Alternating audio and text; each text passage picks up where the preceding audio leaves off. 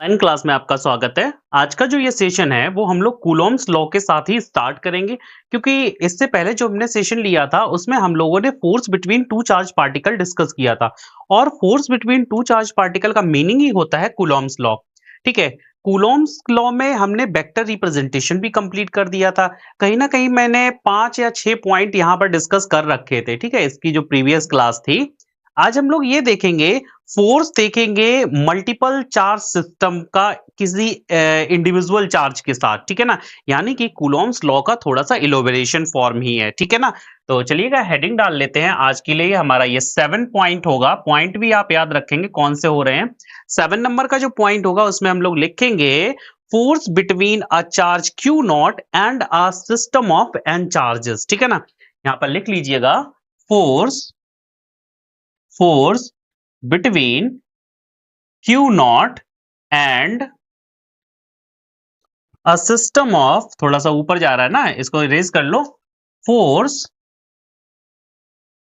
between a charge Q naught and a system of n charges।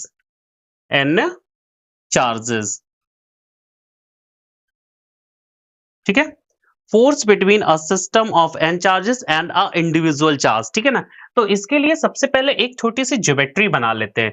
Geometry क्या होगी हमारी वो हम बता दे रहे हैं। कुछ एन चार्जेस का एक सिस्टम ले रहे हैं, मतलब स्पेस में कुछ चार्ज रखे हैं, सपोज Q1, Q2, Q3, ऐसे Q4 और डॉट डॉट डॉट डॉट करते करते करते Qn।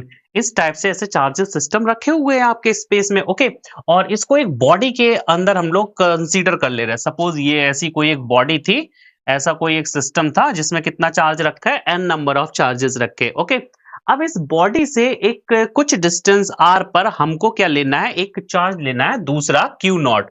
एक और चार्ज ले रहे हैं हम लोग, कितना, Q नॉट। ठीक है ना, अब क्या करेंगे, हमें इस बॉडी से और इस चार्ज के बीच की डिस्टेंस का पता होना जरूरी नहीं है।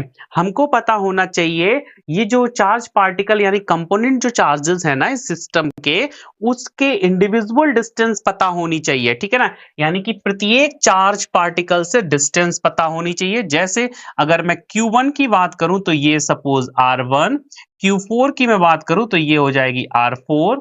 ठीक है, और Qn की बात करूं तो ये हो जाएगी Rn, और Q2 की ऐसी बात करें तो ये हो जाएगी R2, और Q3 R3। ठीक है ना, यानी कि सभी चार्ज पार्टिकल से इंडिविजुअली डिस्टेंस हमें पता हो गई। ओके, अब देखिएगा इसको क्या करते हैं, इसको कैसे सॉल्व करेंगे। आपको पता है जब फोर्स निकालते हैं दो चार्ज पार्टिकल के बीच में तो फोर्स एक वेक्टर क्वांटिटी होता है। और वेक्टर में अगर आपको मल्टीपल चार्ज सिस्टम या मल्टीपल फोर्सेस मिल जाएं तो उनका रिजल्टेंट जो होता है वो वेक्टर सम से आता है, और यही होती है सुपरपोजिशन थ्योरम। यहाँ पर हम लोग कहने का मतलब है एक सुपरपोजिशन थ्योरम एक्सप्लेन कर रहे हैं इन टर्म्स ऑफ फोर्स, यानी कि कोलंबियन फोर्स। ठीक है ना, तो देखिएगा यहाँ पर क्या लगाएंगे हम लोग, सीधा सुपरपोजिशन थ्योरम लगा देंगे। From superposition theorem, from superposition superposition theorem. Okay, इस थ्योरम में क्या कहा गया है, इस थ्योरम में कहा गया है कि अगर आपको इंडिविजुअल फोर्सेस पता है बहुत सारे चार्ज सिस्टम में, तब आप रिजल्टेंट निकालने के लिए उन सभी फोर्सेस का वेक्टर सम कर दीजिएगा। मतलब according to superposition theorem, the net force between the charge Q naught and a charge system, a n charge system is equal to the vector sum of the individual forces between them। यानी कि इनके बीच में लगने वाला जो individual force है उनका vector sum होगा। दैट इज, इसको आप एक्सप्लेन कर दीजिएगा, नेट फोर्स जो F आएगा, F equal to the F1 vector plus F2 vector plus dot dot dot dot F of N vector. ठीक है ना, यानी कि सभी चार्ज पार्टिकल के बीच में जो लगने वाला इंडिविजुअल फोर्स है उनका क्या आ जाएगा, ये वेक्टर सम आ जाएगा। ओके, अब आप क्या करोगे, एक एक फोर्स को कैलकुलेट कर लीजिएगा। एक एक फोर्स को क्या करने का मतलब है, आपको सीधा पता है ना कि कूलॉम्स लॉ लगा दीजिएगा। यानी कि अगर मैं F1 की बात करूं तो F1 आपका आ जाएगा Q1 और Q नॉट के बीच का फोर्स, वो कितना होगा, वेक्टर के फॉर्म में लिखेंगे। नाउ नाउ फ्रॉम फिगर से देख लीजिएगा, एक एक आपको डायरेक्शन भी पता है, देखिएगा फोर्स की डायरेक्शन भी पता होगी, किधर होगी, रेडियली होगी ना। रेडियली से क्या मतलब होता है कि या तो ये क्यू नॉट चार्ज इन किसी चार्ज एक किसी के पास आएगा, अगर इंडिविजुअल देखें, सपोज मैं क्यू वन की बात करूं, या तो क्यू वन इस क्यू नॉट को अपनी तरफ अट्रैक्ट कर लेगा या रिपेल कर देगा, ठीक है ना। लेकिन ये रिपेल करेगा क्योंकि क्यू वन ये सारे के सारे मैं पॉजिटिव लेके चलता हूं और क्यू नॉट आपका वैसे ही पॉजिटिव होता है। ओके, तो क्या हो जाएगा यहां से, एफ वेक्टर की वैल्यू हो जाएगी F vector equal to the F one vector. F one कितना हो जाएगा जरा देख लीजिएगा, के कांस्टेंट वही लगा दो, Q one Q naught upon R one square into R one cap, यही तो होता है ना वेक्टर फॉर्म इसका, और वेक्टर फॉर्म हमने बताया भी था आपका। उसके बाद प्लस एफ टू की बात करो तो ये हो जाएगा K Q two Q naught upon R two square R two cap. Okay, ऐसे डॉट डॉट डॉट डॉट करते ले जाइएगा और आपका क्या आ जाएगा यहाँ पर, Q N sorry F N, F N कितना हो जाएगा, के कांस्टेंट तो एक ही है, Q N Q naught upon R N का whole square into R N cap. ठीक है ना, जरा देख लीजिएगा, विजुअल हो रहा है ना सारा का सारा, ठीक है, दिखाई दे रहा है, कोई दिक्कत नहीं है। अब क्या करेंगे, यहां पर कुछ कॉमन मिले तो कॉमन ले लीजिएगा, बाद बाकी आप ऐसे ही किसी सिग्मा नोटेशन में सेट कर दीजिएगा। ठीक है, इसको देख लीजिएगा। हम नेक्स्ट पेपर पे चलते हैं। Now now F equal to the, या F vector equal to the, इसको जरा सही लिख दें वेक्टर को, F vector equal to the कितना हो जाएगा, के कॉमन आ रहा है पीछे से, देखो जरा सब में से के कॉमन आ रहा है, के क्या होता है 1/4 पाई एप्सिलॉन नॉट। ओके, और क्यू नॉट कॉमन आ रहा है, ठीक है, इतना कॉमन आ रहा है, बाद बाकी रख दीजिएगा इसमें ही। कितना कॉमन है, के और क्यू नॉट, बाद बाकी आप ब्रैकेट में ही रख दीजिएगा, कितना कितना, पहले में बचेगा Q one upon R one square और यहाँ पर आर वन कैप। ठीक है ना, ये जितना भी डेटा दे रहा हूँ ये सारा का सारा ना न्यूमेरिकल हेल्प में, न्यूमेरिकल लगाने में बहुत हेल्प करेगा। ठीक है ना, उसके बाद plus Q two upon R two square plus R two cap. ठीक है ना, plus dot dot dot dot, अब आप लास्ट वाला टर्म लिख दीजिएगा, लास्ट वाला क्या था, Q N upon R N square into R N cap. ठीक है, अब आपको पता है ना ये एडिशन लगा है ना, इसको खत्म करके आप सिग्मा नोटेशन में या सिग्मा रिप्रेजेंटेशन कर सकते हो, कैसे, एफ इक्वल टू द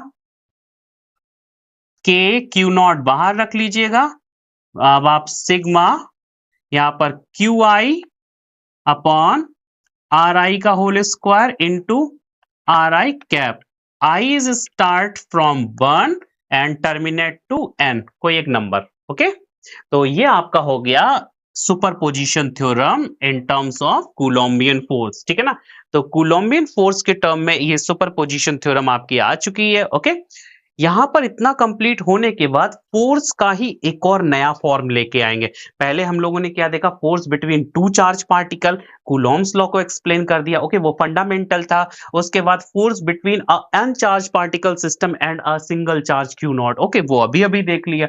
अब आप कुछ देखेंगे इसमें कि आपके पास ना एक ऐसी बॉडी होगी जो कॉन्टिन्यूअस चार्ज होगी, यानी कि पॉइंट चार्ज ना होके एक चार्ज बॉडी होगी, कोई एक ऐसा सिस्टम होगा जिसमें आपके पूरा का पूरा कॉन्टिन्यूअस चार्ज है। ओके, और दूसरी हो सकता है सिंगल बॉडी पॉइंट चार्ज हो या वो भी बॉडी हो। ओके, तो ये देखने के लिए सबसे पहले डिस्ट्रीब्यूशन ऑफ चार्ज पढ़ेंगे, यानी कि अब आपका 8th पॉइंट आएगा यहां पर पढ़ने के लिए, नया पॉइंट है डिस्ट्रीब्यूशन ऑफ चार्ज।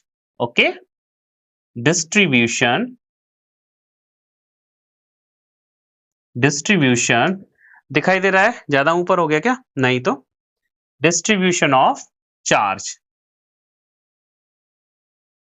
ओके, देखिएगा चार्ज का डिस्ट्रीब्यूशन ना 3 टाइप से होता है, क्योंकि जब हम किसी बॉडी को चार्ज देंगे तो वो हमारे देखने के लिए 3 तरह से दिखाई देती है। या तो कोई ऐसी बॉडी होगी जिसकी लेंथ ज्यादा होगी तो उसको लीनियर डिस्ट्रीब्यूशन में ले आएंगे, या कोई ऐसी बॉडी होगी जिसमें सरफेस एरिया दिख रहा होगा, जैसे कोई प्लेट हो गई, कोई रेक्टेंगल शेप हो गया है ना 2D डायमेंशन में, 2 डायमेंशन में अगर ऐसा कुछ हो जाएगा जिसमें लेंथ एंड विड्थ दोनों ही ज़्यादा हैं, तो वो आपकी 2D में क्या बन जाएगी? Surface area. लेकिन लेंथ, विड्थ एंड हाइट अगर तीनों ही बहुत मेज़रेबल हैं, बहुत ही ज़्यादा हैं, तब हम लोग यानी कंसिडरेबल फॉर्म में हैं, तब हम लोग उसको वॉल्यूम चार्ज डिस्ट्रीब्यूशन कहेंगे। तो जब किसी बॉडी को चार्ज दिया जाता है, तो बॉडी का जो शेप होता है ना जो अगर लेंथ में है शेप, तो हम लोग लीनियर चार्ज डिस्ट्रीब्यूशन कहेंगे, और अगर सरफेस एरिया में है तो हम लोग सरफेस चार्ज डिस्ट्रीब्यूशन कहेंगे, और अगर वॉल्यूमेट्रिक में चार्ज है तो वॉल्यूम चार्ज डिस्ट्रीब्यूशन कहेंगे। तो चलिए यहाँ पर तीनों को लिख लेते हैं एक एक पॉइंट वाइज पॉइंट। ए पॉइंट होगा इसका कितना? लीनियर, लीनियर चार्ज डिस्ट्रीब्यूशन, ठीक है, लीनियर चार्ज डिस्ट्रीब्यूशन। और बी पॉइंट हो जाएगा यहां पर सरफेस, सरफेस चार्ज डिस्ट्रीब्यूशन, और सी पॉइंट हो जाएगा यहां पर वॉल्यूम चार्ज डिस्ट्रीब्यूशन। ओके, अब होता कैसे इसमें एक एक को एक्सप्लेन करते हैं। सबसे पहले हम लोग लीनियर चार्ज डिस्ट्रीब्यूशन पढ़ेंगे यहाँ पर, ठीक है ना। तो चलिएगा नेक्स्ट पेपर पर ए पॉइंट डाल दे रहा है यहाँ पर, क्या है हमारा ए पॉइंट?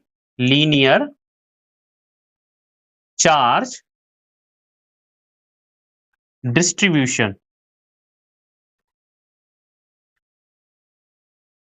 ठीक है ना। ज्यादा ऊपर हो जाए तो बता दीजिएगा, ठीक है, दिखाई दे रहा है। Okay, linear charge distribution. Linear charge distribution में क्या होता है? जब आपका चार्ज किसी लेंथ फॉर्म में हो, कहने का मतलब है सपोज ये एक बॉडी थी इस टाइप से, ये बॉडी है, इसका देखो ये रॉड के फॉर्म में लग रही है, और इसको क्या दे दिया गया है? चार्ज दे दिया गया है, ठीक है ना। सपोज प्लस चार्ज दिया गया, तो जब प्लस चार्ज दिया गया तो इसके पूरी लेंथ पर कॉन्टिन्यूअसली फैल जाएगा वो बॉडी पर चार्ज, ठीक है ना। अगर इसकी लेंथ एल है और इसको चार्ज कितना दिया गया है? कहीं से ले जाके क्यू, कहीं से लाके क्यू चार्ज दिया गया है। तो जब हम लोग इस पर क्यू चार्ज देंगे तो इसकी जो डेंसिटी आएगी, डेंसिटी का मतलब होता है, चार्ज डेंसिटी का मतलब होता है value of charge per unit distribution. Distribution देखो लेंथ में है तो पर यूनिट लेंथ। तो यहां पर आपका क्या हो जाएगा? लीनियर चार्ज डिस्ट्रीब्यूशन में कहने का मतलब अगर डेंसिटी की बात करें तो चार्ज डेंसिटी कितनी आएगी? चार्ज डेंसिटी, यहाँ पर चार्ज डेंसिटी इंपॉर्टेंट है, इसको लैम्डा से रिप्रेजेंट करते हैं। Lambda is equal to the charge upon length. Okay, कितना हो जाएगा? चार्ज अपॉन लेंथ, ठीक है। इसको एक और फॉर्मेशन में लिखते हैं, कैसे?